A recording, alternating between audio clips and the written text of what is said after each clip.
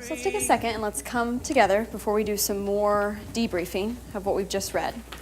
And after reading those 4 book introductions, could I have just a few people share out in every single book introduction we want to see? Just really basic stuff. What is it that we want to see? Yes, Emma. One thing is that there was always an action. As you read, you are going to be doing blank. Fantastic. Fantastic. Yes. All of them included some sort of preview of the text, whether the teacher previewed or the students previewed. There was always. Great. Every good introduction is going to have a text preview, and every good introduction is going to have a focus for reading. Whether we're 3, 6, 9, or 12, it's just going to. So now we get to apply, which is wonderful. And we're going to do some collaborative planning, okay? So here's how it's going to work. I'm going to ask you to take out your blank guided reading templates if you want to work off of a hard copy. If you just want to open up a laptop and work off of a laptop, you guys decide in your groups what you prefer. But the one hard copy that I do want to ask you to take out right now is the data profile. It is behind the blank guided reading. Does everybody see the data profile? Great.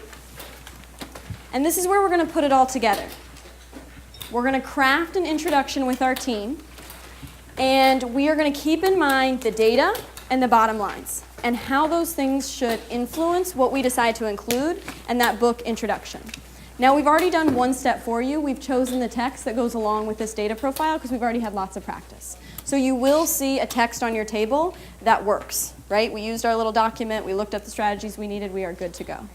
We are going to plan for about 10 minutes. I would ask you to take the first 2 minutes with your team and do the pre-work.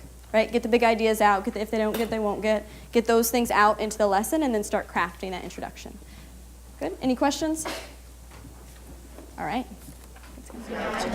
Today we're going to read about a brother and sister. The title is Matthew and Emma. As you're reading today. Should we ask someone who needs to be brave? Maybe give an example of one time when I was brave. No, that's fine. As you read today, That means he does you. No, that means What does it read? We should say, what does a good reader do when they see an exclamation mark? And really, I mean, it's where you want the information, right? It's whether you want the information here. It's whether. But I like to have the separate guide out for each group. Do you have it in your binder? But it's okay to be a Like, I have it all stapled together, and I just have it in here, so I can just pull it out and give it to the group that I'm using. And then if we go down to And then the read. this is basically how are you putting the what to teach about reading. I know I'd be like turned up and be like, oh, I remember That right there, you don't need to double obvious. But that's why it's just like, did we actually, if we said we're going to teach this about reading, Yeah. did we set them up in the book intro for it?